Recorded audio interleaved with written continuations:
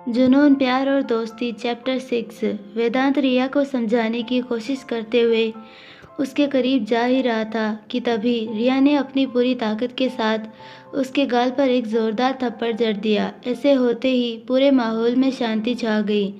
सब कुछ एकदम शांत हो गया, इतना ज़्यादा शांत कि वहाँ से गुजरने वाली हवा की आवाज़ भी सुनी जा सकती थी। वेदांत का गाल लाल हो गया था और उसकी नज़र झुकी हुई थी, लेकिन रिया की आंखों में गुस्सा साफ था। वो गुस्से से उबर रही थी क्योंकि वेदांत ने इस बार कुछ ऐसा कर दिया था जिसकी उसने कभी उम्मीद भी नहीं की थी। तभी वेदांत ने नज़रें उठाकर रिया की तरफ देखा। उसकी आंखें गुस्से से लाल हो गई थी और आंखों के किनारों पर पानी जम गया था। उसके चेहरे को देखकर पता चल रहा था कि वो बहुत ज़्यादा गुस्से में आ गई थी। तुमने मुझ पर हाथ कैसे उठाया? वो गुस्से में अपने दांत पीसते हुए बोला। जैसे ही रिया ने उसकी उन आग उगलती आंखों में देखा, एक पल के लिए वो डर भी गई। तभी वेदांत फिर से गुस्से में रिया की तरफ अपने कदम बढ़ाने लगा, जिससे डरकर रिया के कदम अपने आप पीछे हटने लगे। वो देख पा रही थी कि गुस्से में वेदांत अचानक एक अलग ही इंसान में बदलने लगा था। आज तक मेरे माँ बाप ने कभी मुझ पर हाथ उठाने की हिम्मत नहीं की और तुम्हारी जैसी 2 कौड़ी की लड़की ने मुझ पर हाथ उठाया। वेदांत बहुत गुस्से में रिया की तरफ बढ़ने लगा, जबकि वो डरकर पीछे हटने लगी। अचानक से वहाँ सब कुछ बदल गया। रिया ने डरते हुए कुछ कहने की कोशिश की, लेकिन वो आगे कुछ बोल ही नहीं पाई। तुम्हारी हिम्मत कैसे हुई मुझे छूने की? वेदांत ने एक ही झटके में उसकी कलाई पकड़ ली और उसे अपने पास खींच लिया, जिस वजह से रिया उसके सीने से जा टकरा गई। अचानक ही उसकी आंखों के सामने 5 साल पहले का वाक़या आ गया। उस रात जैन की आंखें भी कुछ हद तक ऐसी ही लग रही थी जैसे इस वक्त वेदांत की थी। जैन ने भी उसका हाथ कुछ ऐसे ही कसकर पकड़ा हुआ था जैसा इस वक्त वेदांत ने पकड़ा था। वो सब याद कर रिया फिर से पैनिक होने लगी। छोड़ो छोड़ो मेरा हाथ! रिया उससे दूर हटने के लिए छटपटाने लगी, लेकिन इस वजह से वेदांत ने उसका दूसरा हाथ भी पकड़ लिया और दोनों हाथ को एक साथ करके उसकी कमर के पीछे पकड़कर मरोड़ दिया। इससे उसे बहुत दर्द हुआ। नहीं नहीं, छोड़ो मुझे! मैंने कहा छोड़ो मुझे! अब रिया अचानक चिल्लाने लगी थी। Shut up, just shut up! Vedant फिर से उस पर बहुत ज़ोर से चिल्लाया, जिस वजह से वो और भी ज़्यादा घबरा गई। आखिर तुम खुद को समझती क्या हो? तुम्हें क्या लगता है कि तुम द वेदांत खुराना को छू सकती हो? उस दिन मैंने तुम्हें छोड़ दिया, लेकिन आज तुमने हद ही कर दी। तुमने मुझ पर हाथ उठाकर ठीक नहीं किया। मैं तुम्हें इसकी ऐसी सज़ा दूंगा कि ज़िंदगी भर याद रखोगी। वेदांत उसकी आंखों में आंखें डालकर गुस्से में बोला, लेकिन उसकी बातें सुन रिया का दिल अनयूजुअल स्पीड से भागने लगा। तभी उसने देखा कि वेदांत अपना चेहरा उसके करीब ला रहा था। उसे अपने करीब आते देख रिया के सीने में अचानक से तेज़ दर्द हो उठा, जिस वजह से वो दर्द से कराहने लगी। प्लीज़ वेदांत, छोड़ दो, मुझे दर्द हो रहा है। उसकी आंखों से आंसू भी निकलने लगे। क्या हुआ? सज़ा के नाम से ही नाटक शुरू? लेकिन अफसोस, तुम्हारे ये मिडिल क्लास नाटक मेरे सामने फेल है। तो ये अपना नाटक चुपचाप बंद करो। मुझे इनसे कोई फ़र्क नहीं पड़ने वाला। वेदांत ने उसके हाथ और कसकर पकड़ लिए और उसे कमर से खींचकर अपने और करीब सटा लिया। अब रिया कुछ कर नहीं पा रही थी क्योंकि उसे सच में बहुत ज़्यादा दर्द हो रहा था। रिया फिर एक बार दर्द से कराई। इस बार गुस्से में आकर वेदांत ने उसे रास्ते के किनारे वाली दीवार की तरफ धकेल दिया, जिस वजह से रिया उस दीवार पर गिर गई। तुम तो मेरे गुस्से के भी लायक नहीं। अब आगे से कभी भी अपनी ये मनुष्य शक्ल मेरे सामने लेकर मत आना। You are fired. चली जाओ यहाँ से। वेदांत बहुत गुस्से में बोला और वहाँ से निकल गया। उसने एक बार रिया की तरफ देखा भी नहीं। आज वो सच में बहुत ही ज़्यादा गुस्से में था, जिस वजह से वो तेज़ी से आगे बढ़ रहा था। लेकिन तभी उसके कानों पर रिया की एक धीमी सी आवाज़ पड़ी, वेदांत। अचानक वो आवाज़ सुनते ही वेदांत के कदम अपने आप रुक गए। उसने तुरंत पलटकर देखा तो रिया की हालत देखकर उसके होश उड़ गए। वो उसी दीवार के सहारे खड़ी थी। उसका एक हाथ अपने सीने पर था और दूसरा हाथ उसने मदद के लिए वेदांत की तरफ बढ़ाया था। उसकी आंखों से लगातार आंसू बह रहे थे और उसकी हालत सच में खराब लग रही थी। रिया ने दर्द में तड़पते हुए कहा, प्लीज़ वेदांत, मुझे बचा लो, मैं मरना नहीं चाहती। रिया ने उसकी ओर उम्मीद भरी नज़रों से देखते हुए कहा, वो ठीक से खड़ी भी नहीं हो पा रही थी। ये देख वेदांत को ना जाने क्या हुआ, उसका सारा गुस्सा एक ही झटके में उतर गया और वो पूरी तेजी से उसकी तरफ भागा। वहीं रिया का हाथ अब अपने आप नीचे जाने लगा और वो नीचे गिरने लगी, लेकिन ज़मीन पर गिरने से पहले ही वेदांत ने आकर उसे पकड़ लिया। रिया, रिया, हे रिया, क्या हो रहा है तुम्हें? मेरी बात सुनो रिया, मुझे बताओ तुम्हें क्या हो रहा है? क्या फिर से तुम्हें अस्थमा अटैक आ रहा है? वेदांत उसे पकड़ घबराकर पूछ ही रहा था कि तभी रिया बोल पड़ी, मेरे मेरे सीने में बहुत दर्द हो रहा है। वो दर्द से कराहते हुए बोली, सीने में दर्द? वेदांत हैरान रह गया। उसने रिया के चेहरे की तरफ देखा तो उसकी हालत खराब हो गई थी। उसका पूरा बदन पसीने से तरबतर हो गया था। सीने में दर्द हो रहा है? वेदांत उसके सीने पर हाथ रख चेक भी नहीं कर सकता था। उसे कुछ समझ नहीं आ रहा था, इसीलिए उसने रिया को ठीक से पकड़ा और उसके सीने पर अपना कान रख लिया। लेकिन अब धीरे धीरे रिया की आंखें अपने आप बंद होने लगी थी और उसकी सांसें भी धीमे होने लगी थी। वेदांत ने उसकी धड़कन सुनी तो वो नॉर्मल स्पीड से काफ़ी ज़्यादा थी। ये कैसे? धड़कन इतनी तेज़ क्यों है? ये तो नॉर्मल नहीं है। क्या ये कार्डियक अरेस्ट है? वेदांत कुछ समझ नहीं पा रहा था। उसने रिया का चेहरा देखा तो उसकी आंखें बंद होने की कोशिश कर रही थी। ये देख वो और भी ज़्यादा घबरा गया। Riya, hey Riya, just hang in for some time. उसने रिया के चेहरे पर थपथपाकर उसकी आंखें खुलवाई और तुरंत अपनी जेब से फ़ोन निकालकर वेदांत ने आरव को फ़ोन लगाया। आरव इस वक्त अपने कैबिन में बैठा एक क्रिटिकल केस स्टडी कर रहा था। तभी अचानक उसे वेदांत का फ़ोन, वो भी इतनी रात गए। स्क्रीन पर वेदांत का नाम देखते ही आरव ने तुरंत फ़ोन उठाया। हे आरव, एक इमरजेंसी है, मदद चाहिए। इमरजेंसी? सब ठीक तो है ना वेदांत? तुम ठीक हो ना? जल्दी बताओ, तुम्हें कुछ हुआ है क्या? आरव वेदांत की घबराई आवाज़ सुनकर वो अपनी जगह से उठ खड़ा हुआ। मैं ठीक हूँ, लेकिन इस वक्त मेरे साथ कोई है जिसे मेडिकल अटेंशन की सख्त ज़रूरत है। उसका कहना है कि उसके सीने में तेज़ दर्द हो रहा है। वेदांत की बात सुनते ही आरव सब समझ गया। वो बिना कोई सवाल किए सीधा मदद करने लगा, क्योंकि एक डॉक्टर होने की वजह से वो जानता था कि सवालों में वक्त गंवाना सही नहीं होगा, खासकर तब जब बात सीने में दर्द की हो। क्या सीने में दर्द है? हाँ। क्या ये कार्डियक अरेस्ट है? वेदांत ने घबराकर पूछा। रुको रुको वेदांत, शांत हो जाओ और मुझे बताओ कि क्या वो इंसान बेहोश हो गया है? नहीं, वो अभी होश में है, लेकिन बेहोश होने की कगार पर है। चेक करो कि उसकी धड़कन कैसी है। क्या वो कम हो गई है? नहीं, मैंने चेक किया है, उसकी धड़कन बंद नहीं हुई है, बल्कि बहुत ज़्यादा तेज़ हो गई है, नॉर्मल स्पीड से बहुत ज़्यादा। जैसे ही वेदांत ने ये कहा, आरव सब समझ गया। वेदांत, मेरी बात ध्यान से सुनो। कार्डियक अरेस्ट नहीं है, तुम्हें एक मेडिकल प्रोफेशनल की ज़रूरत है, वो भी जितनी जल्दी हो सके। उस इंसान को बिल्कुल बेहोश मत होने देना। कुछ भी करके तुम्हें उसकी हार्ट बीट नॉर्मल करनी होगी। अगर जल्दी ऐसा नहीं हुआ तो वो बच नहीं पाएगा। वेदांत ने जैसे ही ये सुना, उसके पैरों तले ज़मीन खिसक गई। बच नहीं पाएगा क्या मतलब है? उसने हैरानी से कहा। हाँ वेदांत, तूने अभी अभी बिल्कुल ठीक सुना। तो अब उसे बचाने के लिए मैं क्या करूं? अगर वो पेशेंट होश में है तो उसे काम करने का ट्राई करो, इससे हार्ट रेट नॉर्मल होने में मदद मिलेगी। पर फिर भी ये उतना आसान नहीं हो सके तो उसे जल्दी से किसी डॉक्टर के पास ले जाओ। अगर ये स्टेट ज़्यादा देर तक रही तो उस इंसान को बचाना मुश्किल हो जाएगा। आरव की बात सुन वेदांत के होश उड़ गए, लेकिन उसने तुरंत खुद को संभाला और बोला, आरव, अभी अभी इसी वक्त मेरे घर के लिए निकलो। ये सुनते ही आरव की आंखें बड़ी हो गई। लेकिन वेदांत, मेरे वहाँ आने तक शायद ही वो इंसान जिंदा रह पाएगा। वो सब तुम मुझ पर छोड़ दो, बस जितनी जल्दी हो सके मेरे घर पहुँचो। वेदांत ने तुरंत फ़ोन काटा और रिया की तरफ अपना रुख मोड़ा। रिया, हे रिया, अपनी आंखें खोलो। उसने रिया का चश्मा उतार कर ज़मीन पर फेंक दिया। प्लीज़ मेरी तरफ देखो, तुम्हें कुछ नहीं होने दूंगा। मुझसे बात करो रिया, अपनी आंखें खोलो रिया, और लंबी लंबी सांस लेने की कोशिश करो। तुम ये कर सकती हो रिया। रिया ने वेदांत की ओर देखा और गहरी सांस अंदर लेने की कोशिश करने लगी। उसके लिए ये बहुत मुश्किल होता जा रहा था, पर वेदांत की हिम्मत देने की वजह से वो कम से कम कोशिश कर रही थी। काम योर सेल्फ डाउन रिया, कुछ नहीं होगा तुम्हें, शांत हो जाओ। मैं हूँ ना, मैं हूँ यहाँ। वेदांत खुद भी देख पा रहा था कि उससे नहीं हो पा रहा था। अब उसे रिया को बचाने के लिए कुछ ना कुछ तो करना ही था।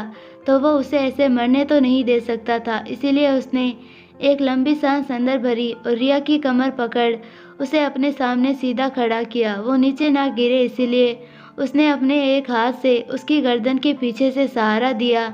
अब तक रिया की हालत दर्द के मारे बहुत खराब हो गई थी। मुझे माफ़ कर देना नायरा, तुम्हारा हक किसी और को देने जा रहा हूँ, वेदांत ने रिया की तरफ देखकर कहा। लेकिन ये सुनते ही रिया की बंद आंखें होती खुलती और उसने वेदांत की ओर देखा। वेदांत की आंखों में पानी जमा हो चुका था। इससे पहले कि रिया आगे कुछ भी समझ पाती, वेदांत ने उसकी गर्दन पर अपना हाथ रखा और अपने होठ उसके होठों से मिला दिए। उसने रिया की कमर पर अपना एक हाथ लपेट उसे अपने और करीब खींच लिया। उसके ऐसा करने से रिया की आंखें फटकर बाहर आने को हो गई। तभी वेदांत ने उसके होठों को अपने होठों तले और कसकर दबा लिया। उसके नर्म होठों की छुएं से रिया के रोम रोम में तरंगे पैदा हो गई। उसने देखा कि वेदांत ने धीरे धीरे अपनी आंखें बंद कर ली और उसकी बंद आंखों से आंसू लुढ़कते हुए उसके गालों तक आ गए।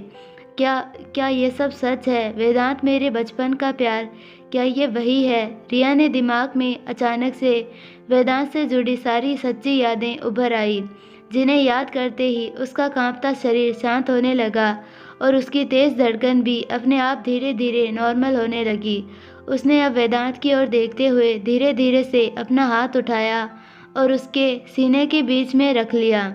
लेकिन जैसे ही उसने उसके सीने पर हाथ रखा, उसे कुछ अजीब लगा। वहाँ कोई चीज़ थी, शायद वो कोई लॉकेट था। इसीलिए रिया ने उस चैन को पकड़ उसकी टी शर्ट से बाहर निकाल लिया। जैसे ही उसने उस चैन का पेंडेंट देखा, उसके होश ही उड़ गए, क्योंकि उस पेंडेंट में भी वैसा ही लाल रंग का चमकदार जेम था जैसे बाकी तीनों के पास था। उसे देखते ही रिया के माथे की शिकन पूरी तरह गायब हो गई।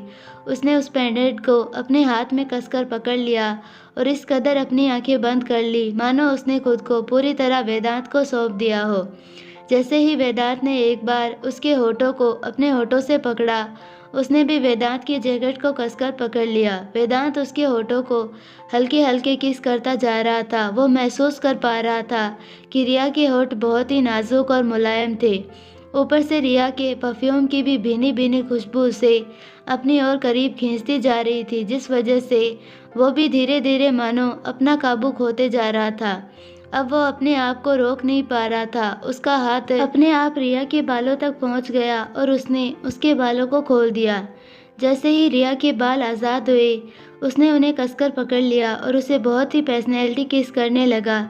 रिया भी उसे रोक नहीं पा रही थी। उल्टा उसने एक हाथ से वेदांत की जैकेट को और दूसरे हाथ से उस लॉकेट को कसकर पकड़ लिया था। तभी वेदांत को महसूस हुआ जैसे रिया की पकड़ उसके ऊपर से छूटने लगी हो। उसने धीरे से अपनी आंखें खोली तो पाया कि रिया की आंखें बंद हो चुकी थी और उसके लंबे बाल आज़ाद हो चुके थे। हवा से उड़कर वो उसके चेहरे को छू रहे थे, जिससे उसे अजीब सा सुकून मिल रहा था। तभी रिया अचानक से पीछे की ओर गिर गई, जिस वजह से उसके होठ एक दूसरे से अलग हो गए। पर वेदांत ने उसकी कमर को दोनों हाथों से पकड़ लिया। रिया, हे रिया, वेदांत ने घबराते हुए उसे आवाज़ दी, लेकिन अब रिया पूरी तरह बेहोश हो गई थी। यह देखकर वेदांत बहुत ज़्यादा घबरा गया। उसने रिया को अपने पास खींचा और उसके सीने पर अपना हाथ रख दिया। उसने गौर से सुना तो रिया की धड़कन सुनकर उसके चेहरे पर सुकून आ गया, क्योंकि उसकी धड़कन अब नॉर्मल हो गई थी। उसी के साथ उसने एक राहत की सांस ली, पर वो जानता था कि अब भी सब कुछ ठीक नहीं था। इसलिए उसने रिया को खुद से दूर किया और धीरे से अपनी गोद में उठा लिया। उसे उठाकर वो अपनी गाड़ी की तरफ बढ़ गया, क्योंकि अगले रास्ते पर उसकी गाड़ी और उसके गार्ड्स खड़े थे। रिया तो उसकी बाहों में बेहोश पड़ी थी। उसकी ऐसी हालत देखकर वेदांत को मन ही मन बहुत बुरा लग रहा था, पर वो गलती कर चुका था और उसे सुधारा नहीं जा सकता था। वो रिया को लेकर अपनी गाड़ी की तरफ गया। कुछ ही देर में उसकी गाड़ी एक आलीशान बंगले के बाहर आकर रुकी।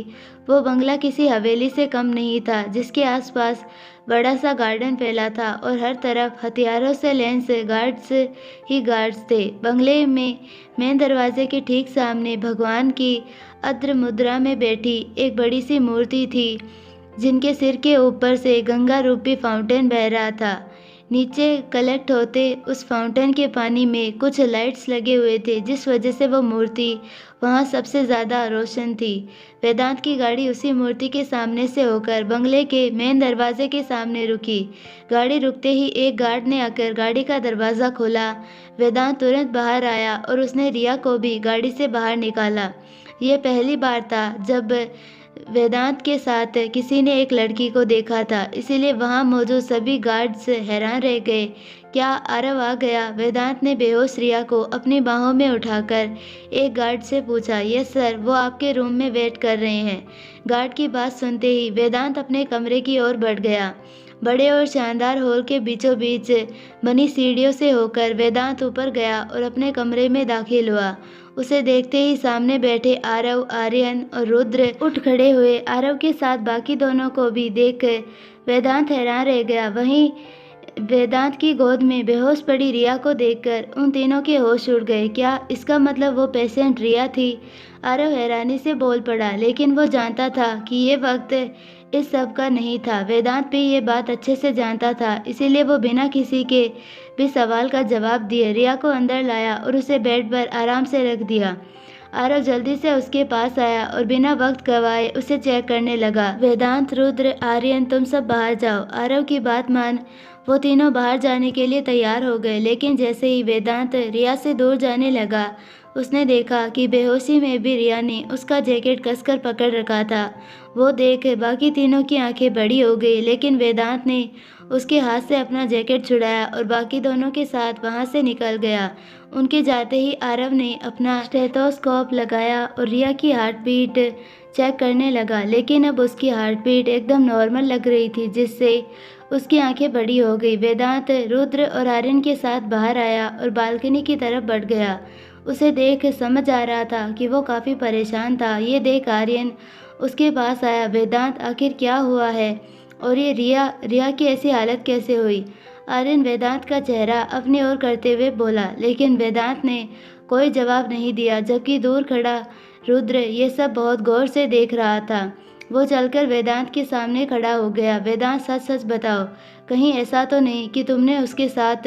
रुद्र के ऐसा कहते ही वेदांत ने उसकी तरफ चौंक कर देखा। देखो, हम सब अच्छे से जानते हैं कि तुम उस लड़की से गुस्सा थे, कहीं ऐसा तो नहीं कि? रुद्र आगे कहना नहीं चाहता था। वेदांत ने आर्यन की तरफ देखा तो वो उससे जवाब की उम्मीद कर रहा था, जबकि वेदांत के चेहरे के भाव देखकर आर्यन और रुद्र आधी बात समझ रहे थे। इसीलिए वेदांत ने एक लंबी सांस अंदर भरी और उन्हें सब बताना शुरू कर दिया। कुछ देर बाद आरव वेदांत के कमरे से बाहर आया तो उसने देखा कि बाकी तीनों ही बाहर खड़े थे, लेकिन उसने पाया कि उन सबके चेहरों पर 12 बजे हुए थे, जिसे देख वो खुद ही हैरान हो गया। तभी वेदांत की नज़र आरव पर गई और वो भागकर उसके पास आया। ये देख बाकी दोनों भी आरव के पास आए। आरव, क्या हुआ? क्या वो ठीक तो है ना? वेदांत ने उससे हड़बड़ाकर पूछा। हाँ आरव, कैसी है वो? रुद्र ने भी पूछा। वो अब ठीक है, बस बेहोश है, शायद सुबह तक उसे होश भी आ जाएगा। आरव की बात सुन वेदांत ने राहत की सांस ली। उसे लगा जैसे उसके सीने पर से कोई बड़ा बोझ उतर गया हो, लेकिन आरव थोड़ा परेशान था। वेदांत, अब मुझे सच बताओ, आखिर ये सब क्या हो रहा है? रिया तुम्हारे साथ क्या कर रही थी? आरव के सवाल पर वेदांत चुप हो गया, जबकि रुद्र और आर्यन ने मुंह बना लिया।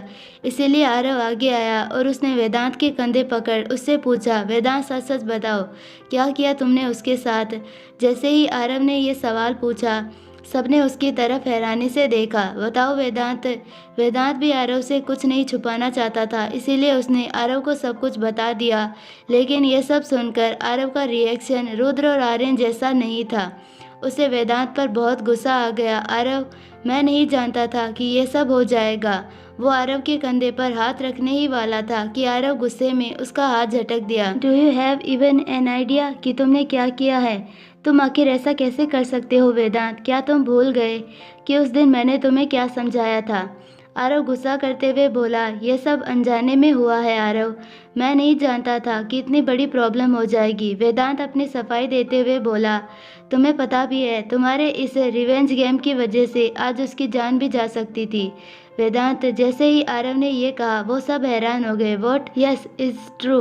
रिया को हार्ट अरेदमिया है। तुम जानते भी हो कि तुम्हारी एक गलती आज उसकी जान ले सकती थी। आरव की बात सुन वेदांत के चेहरे की रंगत उड़ गई। अरेदमिया? रुद्र ने हैरानी से पूछा। अरेदमिया क्या है आरव, हमें बताओ, आर्यन ने पूछा। Aryan, it's a rare heart problem जिसमें ट्रॉमा, सडन एक्साइटमेंट या फिर किसी भी तरह के शौक की वजह से हमारा हार्ट नॉर्मल रेट से बहुत कम या बहुत ज़्यादा स्पीड से बीट करने लगता है, मोस्टली ज़्यादा स्पीड से।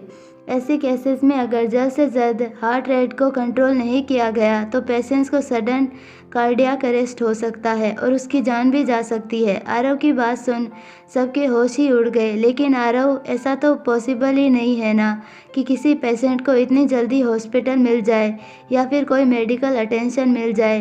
रुद्र ने पते की बात पूछी थी। हाँ, तो ऐसे केस में सबसे बेस्ट यही होता है कि पेशेंट अपने साथ कैरेट दवाई ले या फिर डीप ब्रीथिंग कर अपने आप को शांत करने की कोशिश करे। इससे बहुत मदद होती है। लेकिन रिया के मामले में ये भी नहीं हो सकता था क्योंकि उसे अरेदमिया के साथ साथ अस्थमा भी है।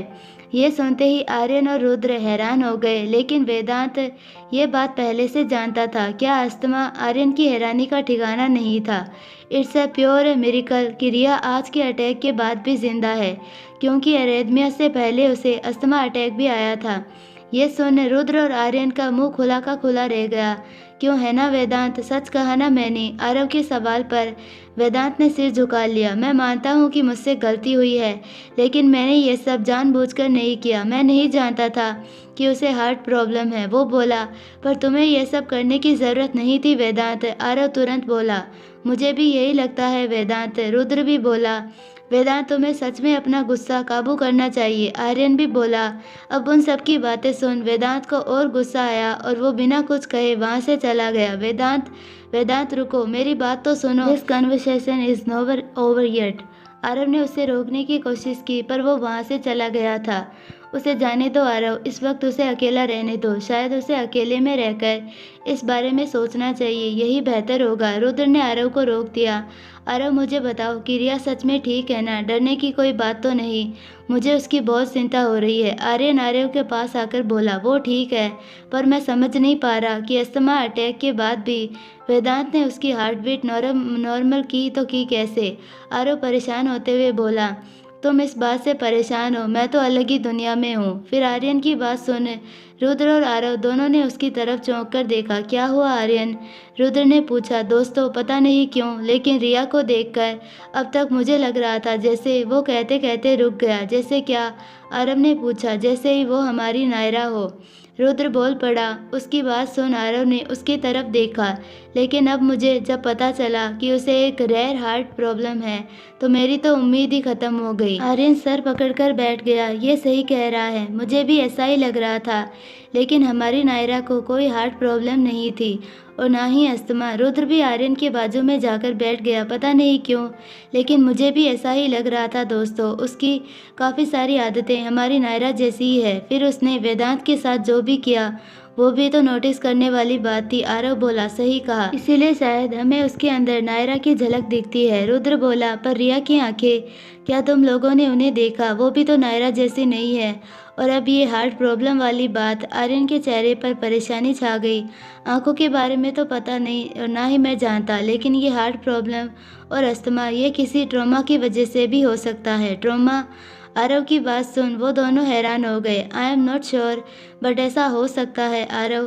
तो जो तुमने कहा ये हार्ट अरेदमिया, क्या इसका कोई इलाज नहीं है? आर्यन ने पूछा। है, हार्ट अल्बेशन सर्जरी, या फिर पेशेंट को ज़िंदगी भर दवाइयों के सहारे जीना पड़ता है। पर यह कभी कभी फैटल भी हो सकता है, जैसा आज हुआ रिया के साथ। आरव की बात सुन आर्यन और रुद्र को बहुत बुरा लगा। ये तो बहुत बुरा है। आई जस्ट होप कि रिया जल्दी ठीक हो जाए और जल्दी उसे होश आ जाए। आर्यन और रुद्र बोले, सही कहा, रिया एक बहुत अच्छी लड़की है, उसके साथ ऐसा नहीं होना चाहिए था। मैं भी चाहता हूँ कि वो जल्दी से ठीक हो जाए। आरव बोला, सब सोच रहे थे कि वेदांत वहाँ से चला गया है, लेकिन दीवार के पीछे खड़ा वेदांत उन तीनों की सारी बातें सुन चुका था और रिया की बीमारी के बारे में जानकर अब उसे भी रिया के लिए बहुत बुरा लग रहा था।